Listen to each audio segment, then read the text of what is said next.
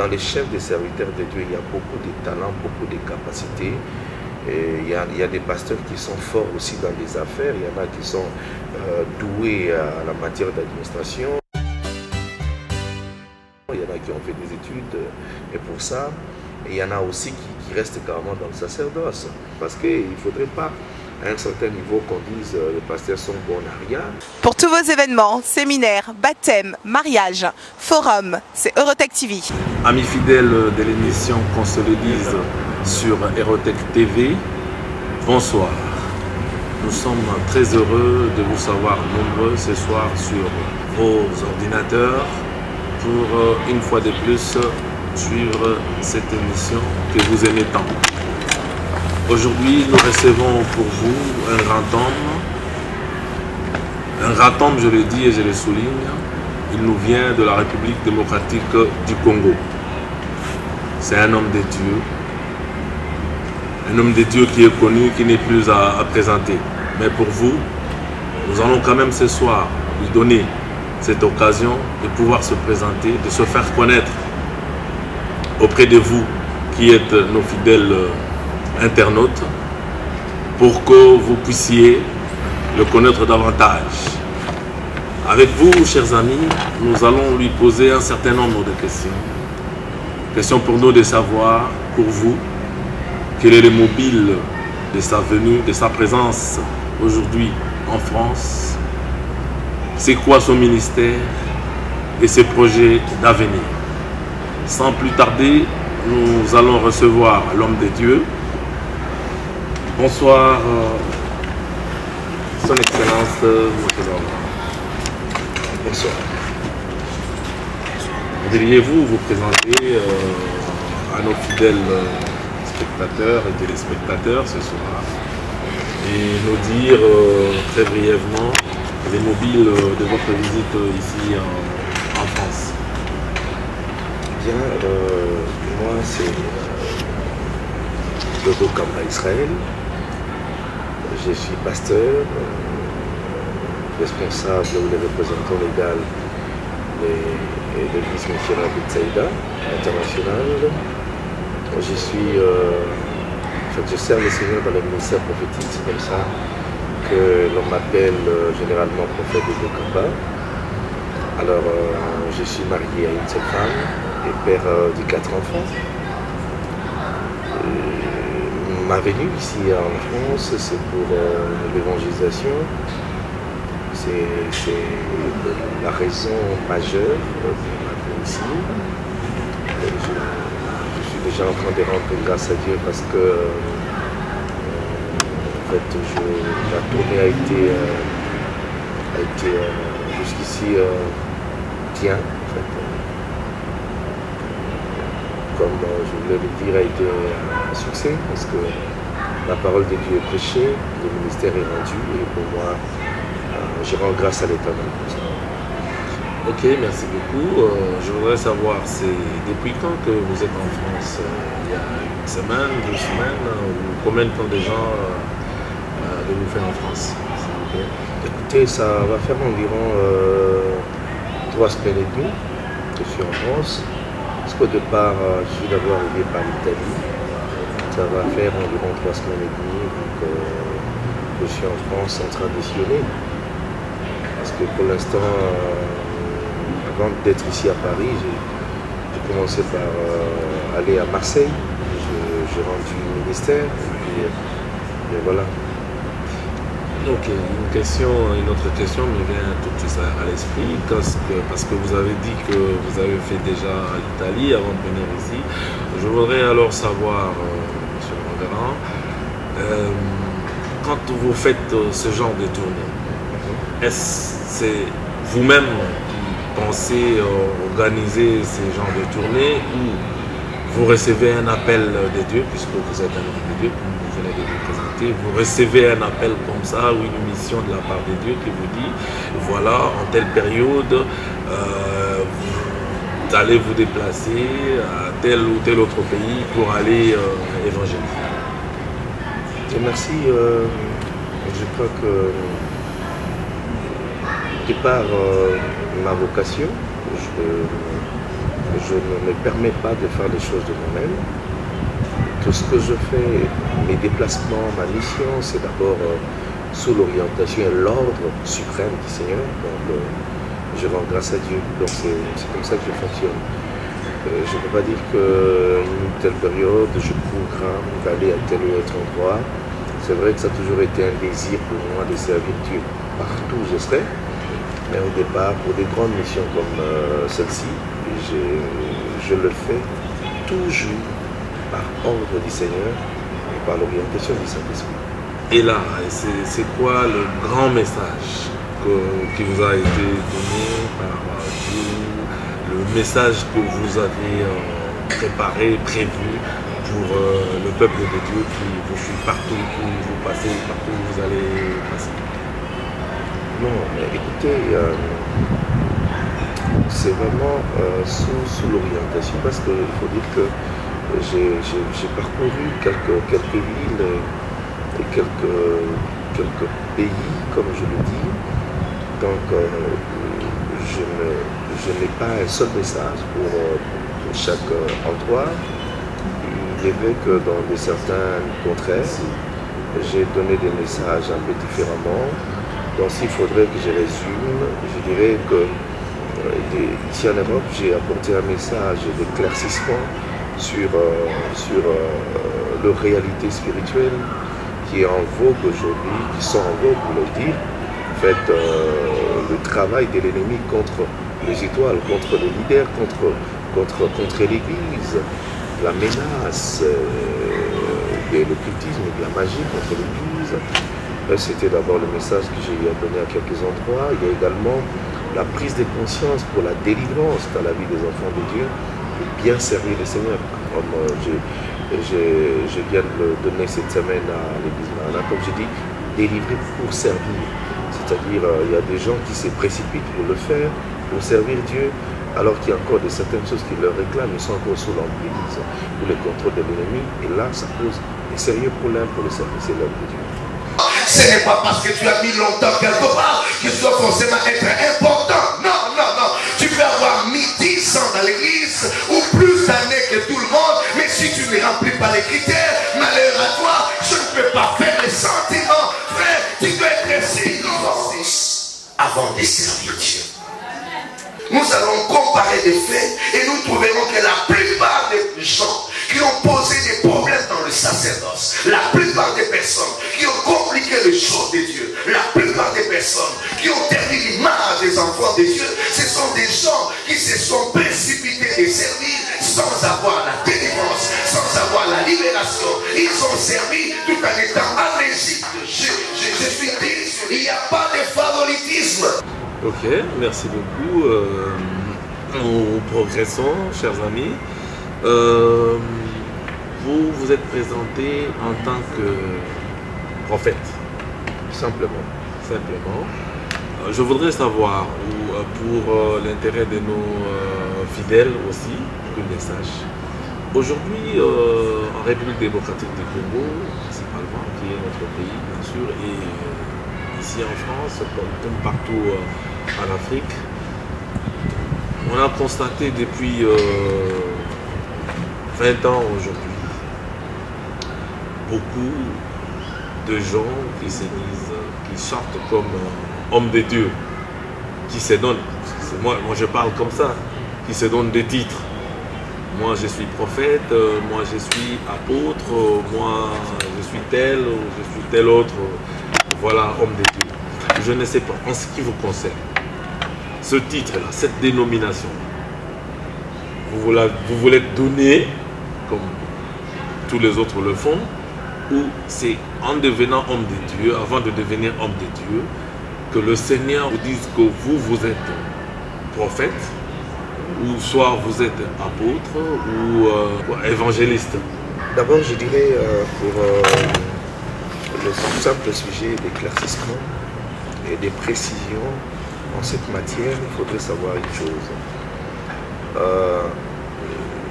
Désolé, nous ne faisons pas la course à la titromanie pour se faire valoir, mais j'aimerais, à la lumière des Écritures, éclaircir une chose. Vous devez savoir qu'il y a 3 types d'appelés.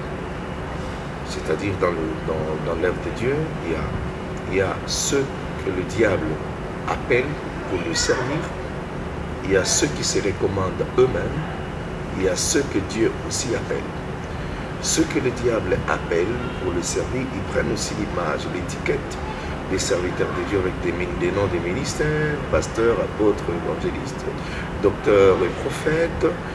Mais par après, en fait, vous allez constater que ceux que le diable a envoyés seront en train de remplir les désirs de leur Père.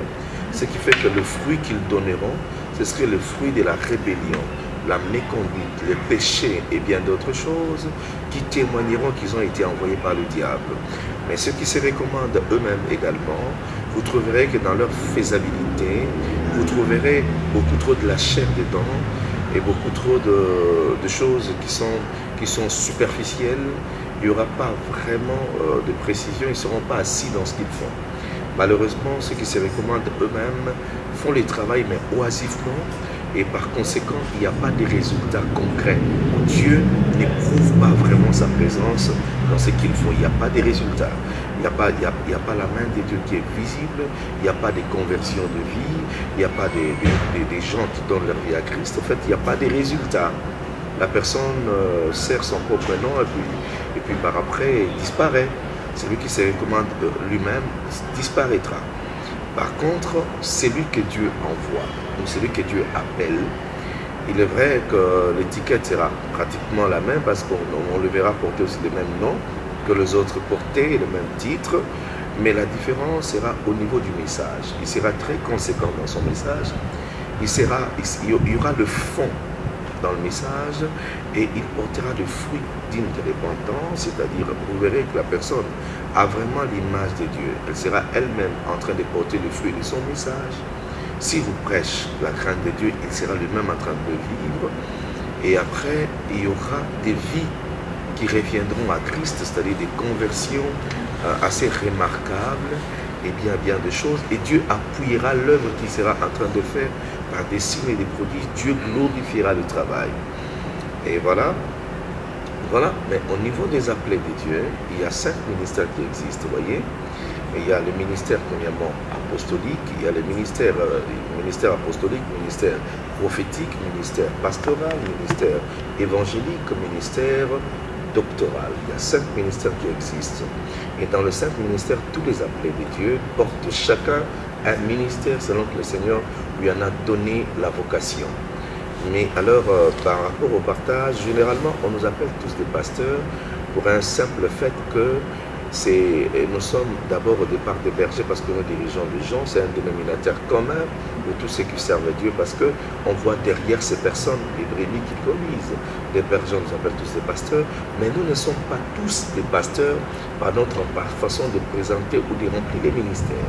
En remplissant les ministères, il y a une certaine particularité et même dans le style de message. Et c'est là où vous verrez quelques-uns répondre au nom de leur ministère, comme moi, je suis un prophète. Mais voilà, il y a maintenant un autre problème. Être prophète ne veut pas dire recevoir des prophéties, voir des visions, dire Dieu m'a dit, blablabla. C'est vrai qu'il y a des dons. Exactement, sans vous couper la parole, aujourd'hui, ça fait quand même mal quand on regarde notre société. Des gens qui se disent, ou des hommes de Dieu qui se disent prophètes aujourd'hui, reçoivent des gens en catimini ou en privé, dans leur bureau ou dans leur maison, pour leur donner des messages, des soi-disant messages qu'ils auraient reçus de la part du Seigneur. Et des messages qui sont aujourd'hui monnayés. Qu'est-ce que vous pouvez dire par rapport à tout ce que nous constatons, nous remarquons dans notre société?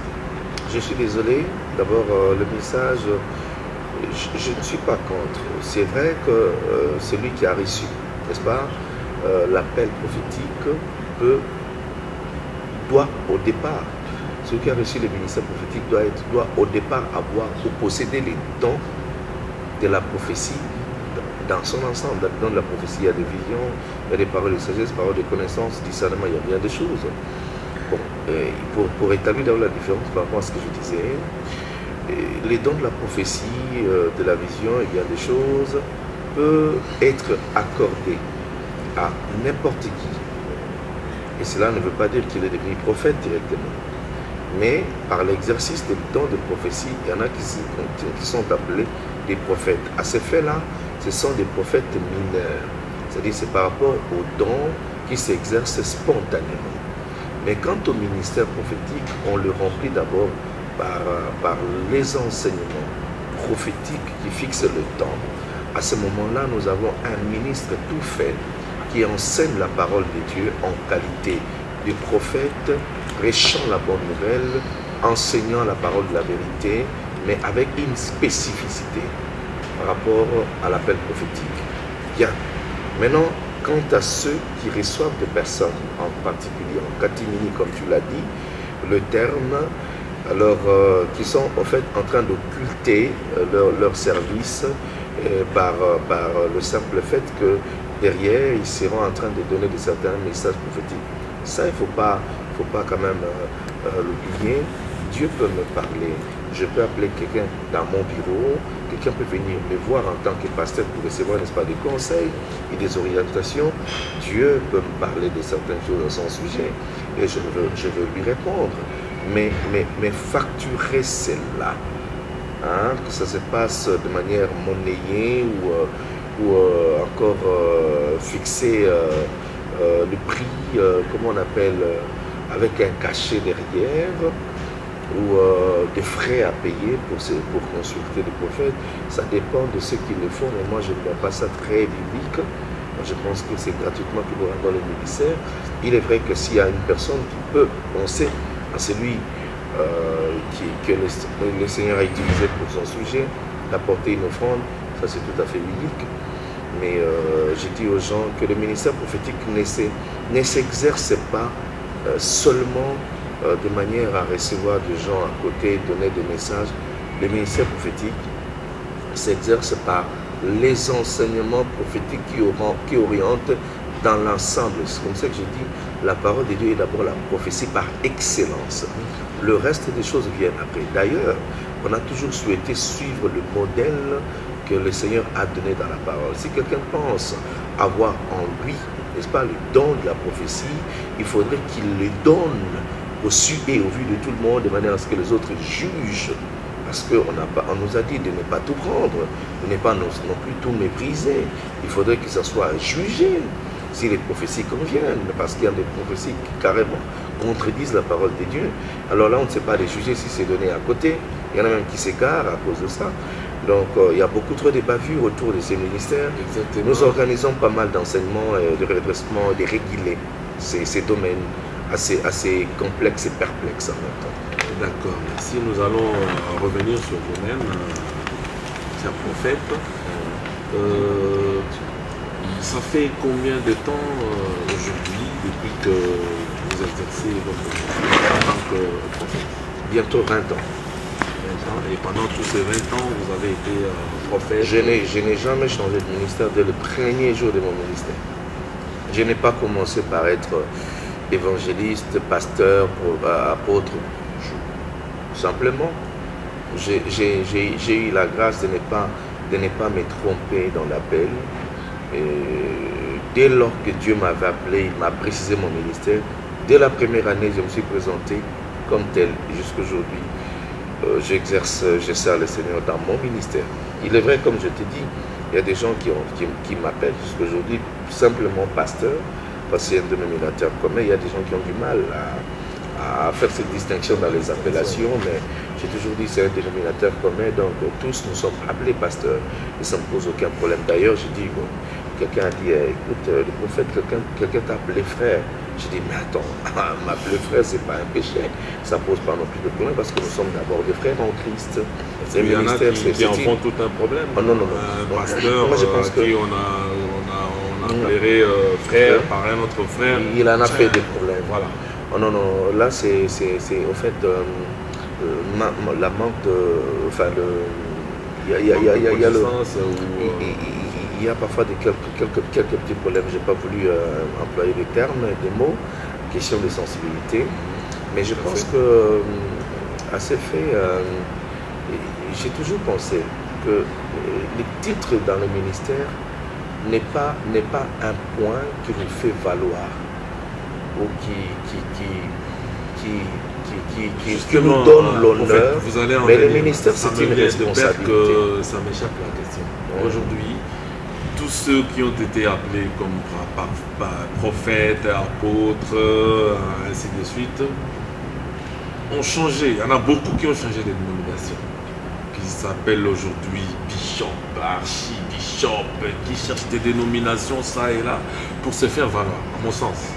Parce qu'ils se croient, qu'ils se disent, si je continue à me faire appeler apôtre, peut-être je n'aurai pas beaucoup d'impact et tout ça. Maintenant, il faut changer de dénomination. D'apôtre à archibishop ou d'évangéliste à bishop, ainsi de suite. Ça veut dire quoi tout ça? Quelle est votre pensée là-dessus? Je crois que il y a de certains problèmes, il y a de certaines choses qui dépendent des idéologies et de certaines foi, ou carrément, ou confessions, s'il faudrait les dire comme ça.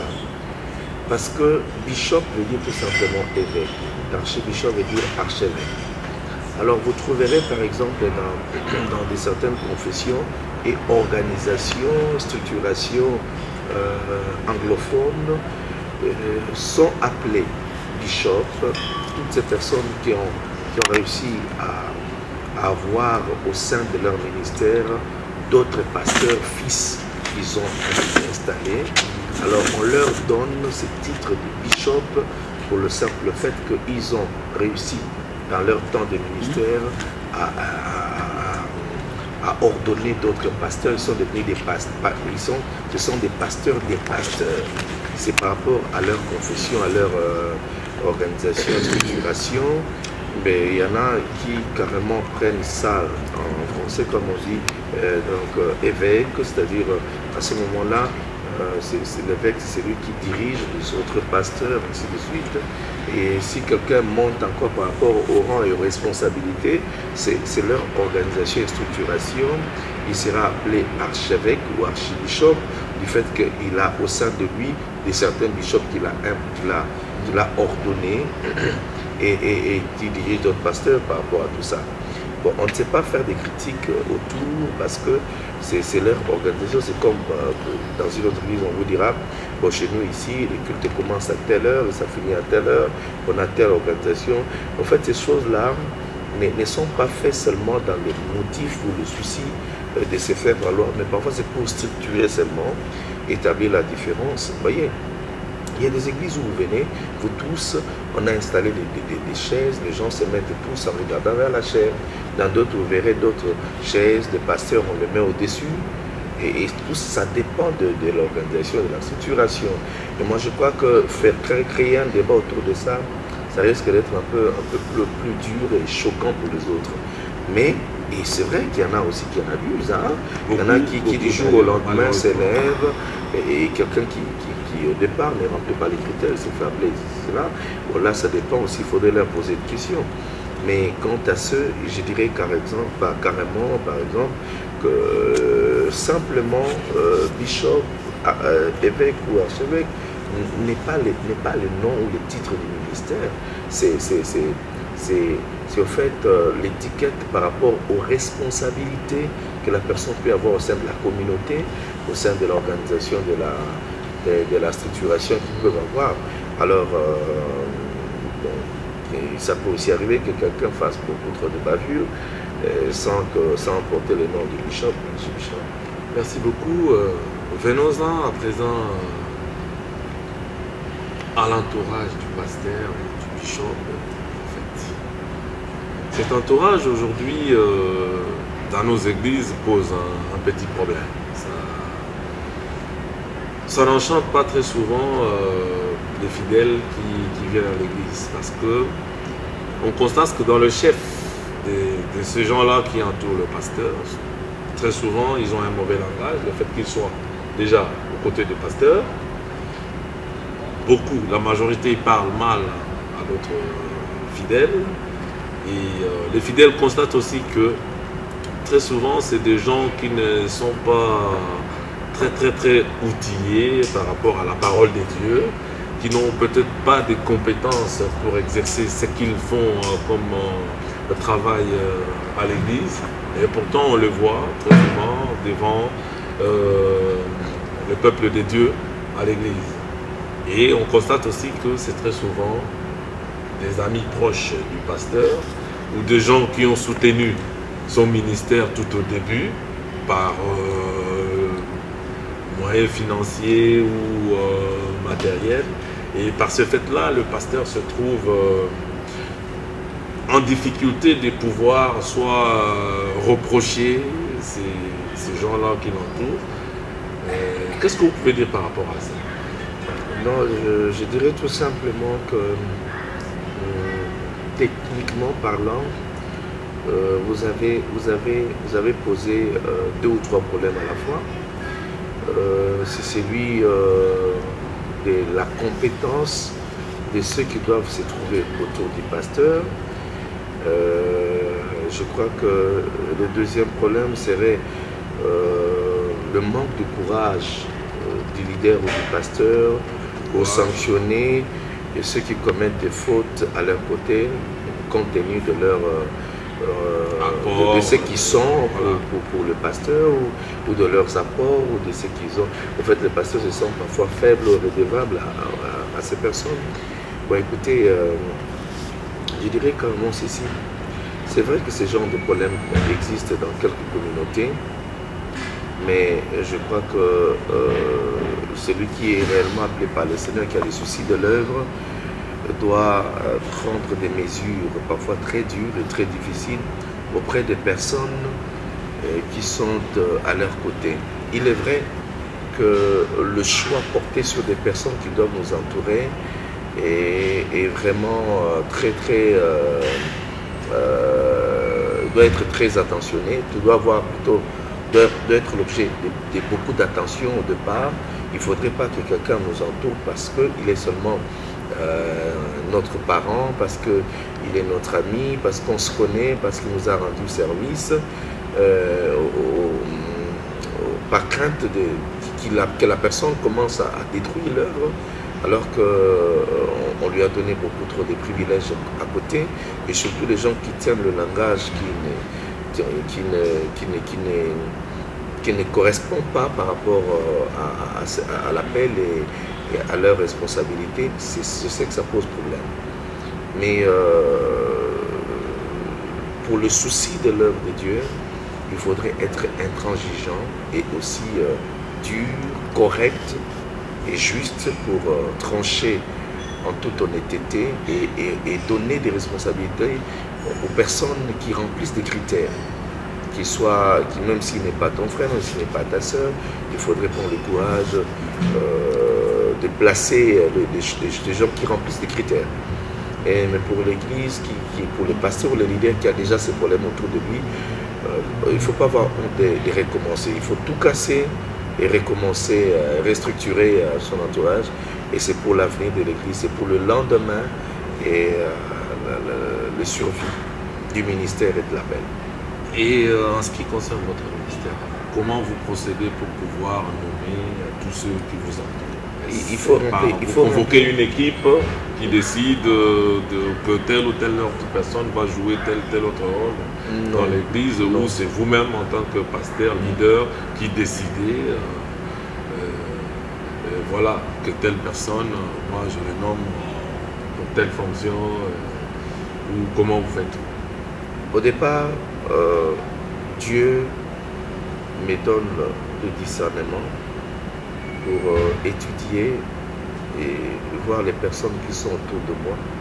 Et celui qui remplit les critères, celui qui fait preuve de sa nouvelle vie, c'est-à-dire quand je parle de la nouvelle vie, je parle de la nouvelle naissance, celui qui est né de nouveau et qui remplit un certain nombre de critères par rapport à certains domaines, chacun pour ce qu'il sait faire, je l'établis, sans tenir compte de là où il vient ou d'autres choses, d'autres éléments. Tout celui qui remplit les critères, je l'installe. Maintenant, comment je fonctionne? Si j'établis quelqu'un à mes côtés par rapport à une responsabilité qu'il peut bien remplir, tenant compte de ses capacités, je lui fais aussi confiance pour qu'à son tour, il recrute d'autres personnes qui vont constituer son équipe pour le travail qu'il doit faire. Comme Dieu m'a fait confiance, j'ai fait confiance aux gens qui sont autour de moi. Mais après, on regarde aussi les personnes qui sont là. S'il y en a qui par après commencent à abuser compte tenu de la confiance qu'on lui a fait, à un certain moment, il y a des sanctions qui tombent. Donc c'est comme ça que j'ai toujours pensé que tout le monde est remplaçable pour le domaine auquel il est appelé à répondre et à remplir la tâche. Ok, merci beaucoup. Je crois que suivant le pasteur, ce qui se passe dans nos églises, malheureusement, c'est amer, mais nous devons faire des efforts au niveau de nos églises pour pouvoir changer déjà nos habitudes. Parce qu'aujourd'hui, il faut le dire, que ça fait mal. On se dit chrétien, on se dit fidèle, mais par rapport à nos comportements, il y a des poids. Il y a des poids à le dire ce soir. Mais avec le pasteur qui est présent là, nous allons décortiquer tous ces sujets aujourd'hui. Je crois que vous aurez la lumière et la lumière va vous affranchir. Pasteur, nous allons évoluer.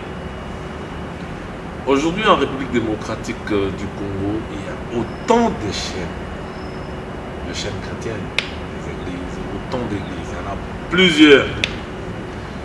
Mais le pays est en train de sombrer. Les hommes de Dieu qui s'élèvent aujourd'hui cherchent aussi à mettre la main dans la politique, qui cherchent à briguer tel ou tel autre mandat politique.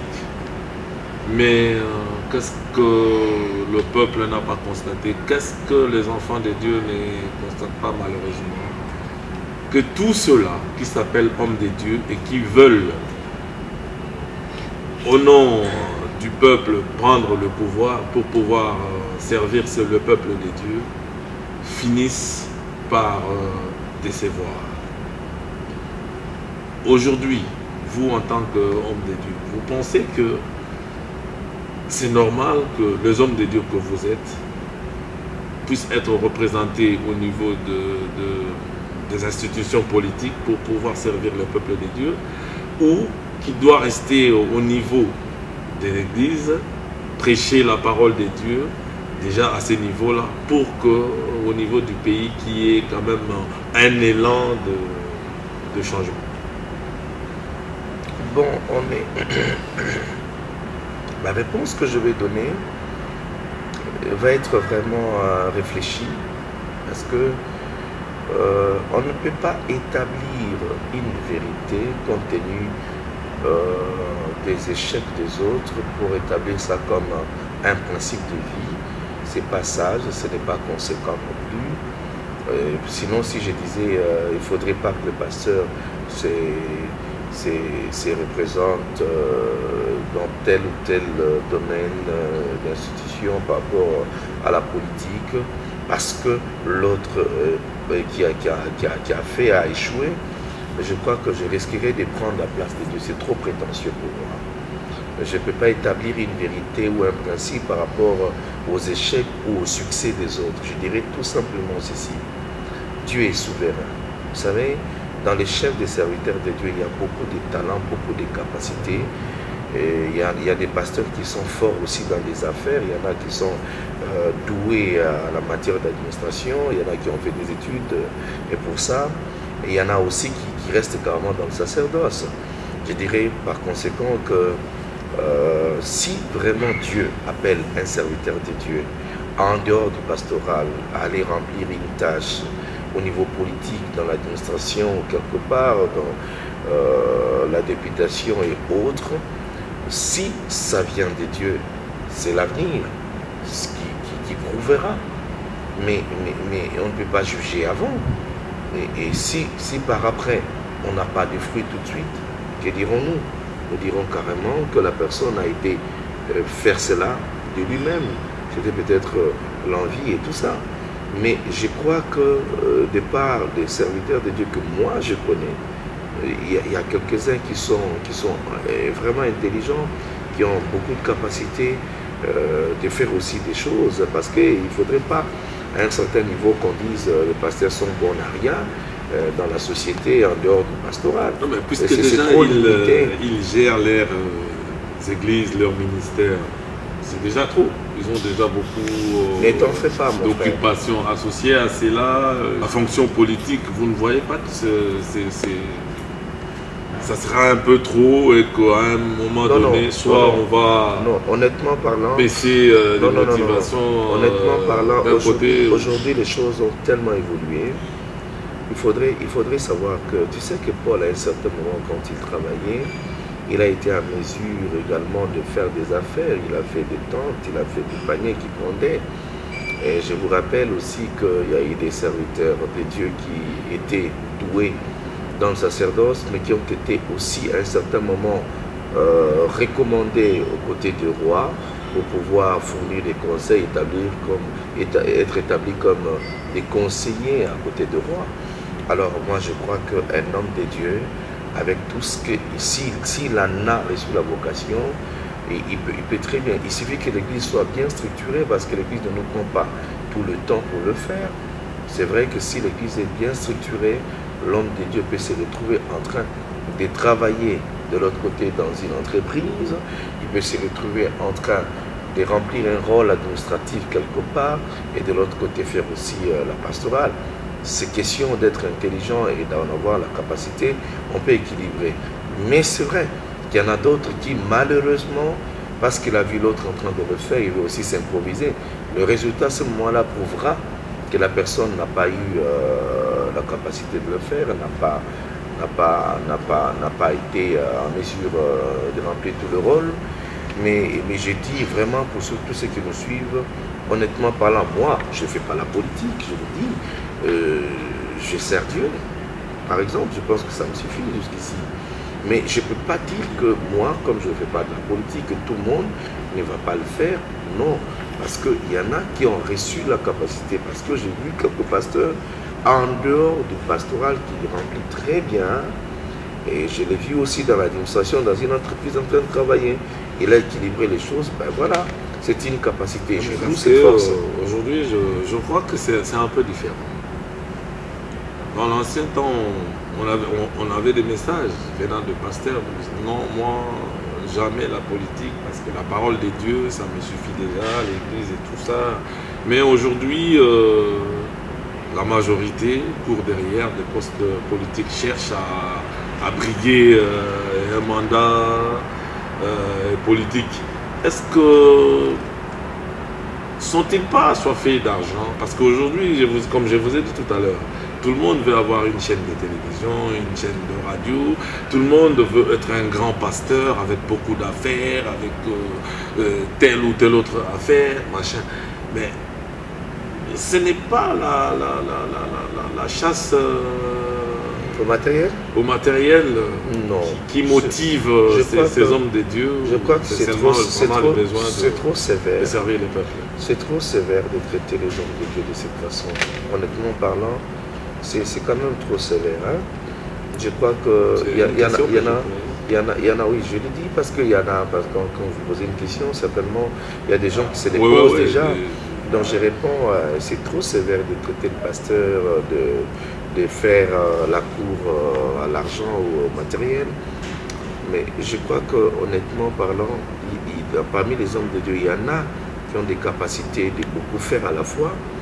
Mais du moment donné que l'œuvre de Dieu qu'il est en train de faire ne faillit pas, réussit, et qu'il est en mesure, en dehors de ce qu'il fait, de remplir aussi d'autres rôles dans la société, je crois qu'honnêtement, il n'y a rien de mal dans tout cela. Mais il ne faudrait pas non plus prendre l'exemple de ceux qui ont posé problème. Comme ça, en remplissant le rôle pastoral et en allant ailleurs, ils ont failli, ils ont causé des soucis qu'il faudrait forcément juger les autres comme ça. C'est pas bien. Et c'est comme ça que j'ai dit au départ, par une conviction personnelle, je ne pourrais pas établir une vérité comme une partie de l'évangile. Pour dire que comme moi je ne fais pas ça, donc jamais un pasteur ne peut jamais.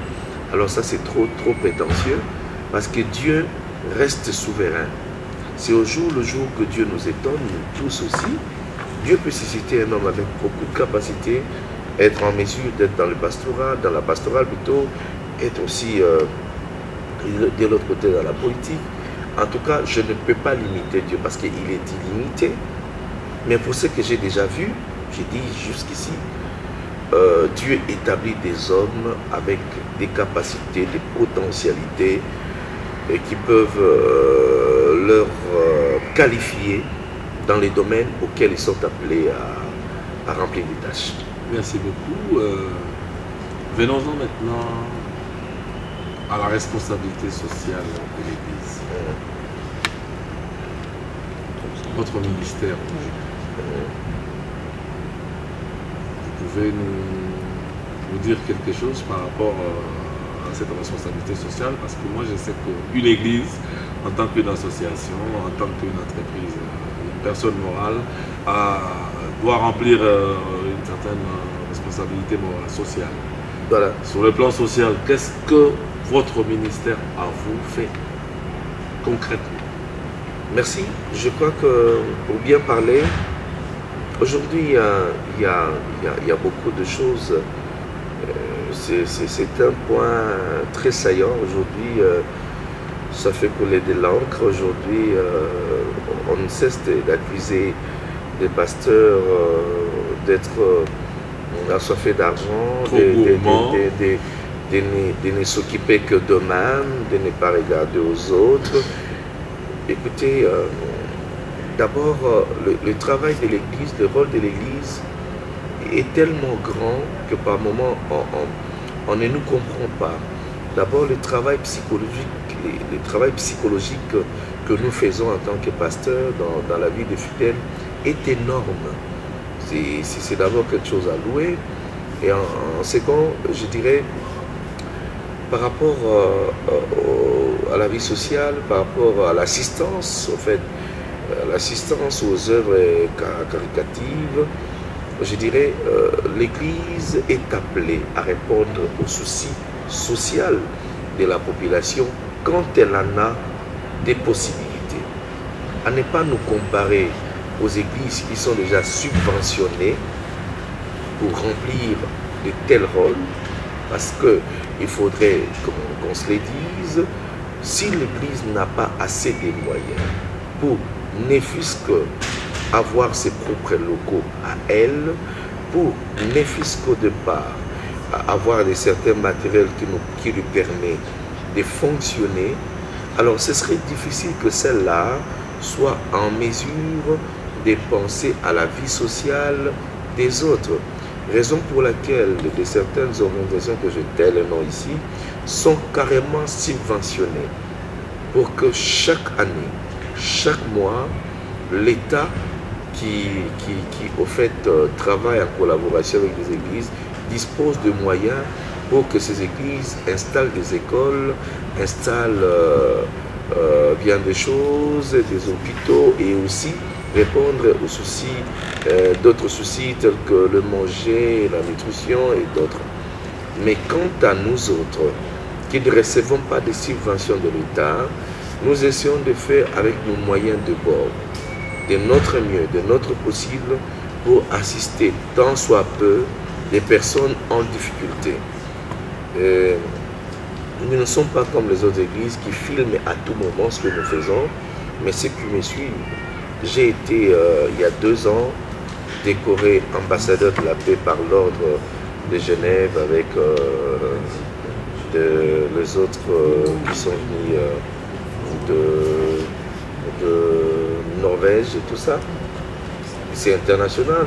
Vu les œuvres que j'ai faites au travers des personnes en souci, en difficulté, nous en faisons tous les jours. Vous voyez? D'ailleurs, j'ai été forcé pour rendre visible cela.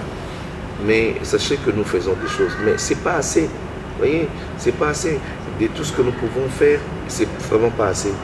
Nous avons aujourd'hui besoin de l'assistance, nous avons besoin de la main, nous avons besoin de la subvention de certaines institutions déjà en marge de beaucoup de bénéfices pour pouvoir aider les églises qui jusqu'ici sont des ASPEL, c'est-à-dire des associations sans but lucratif. Donc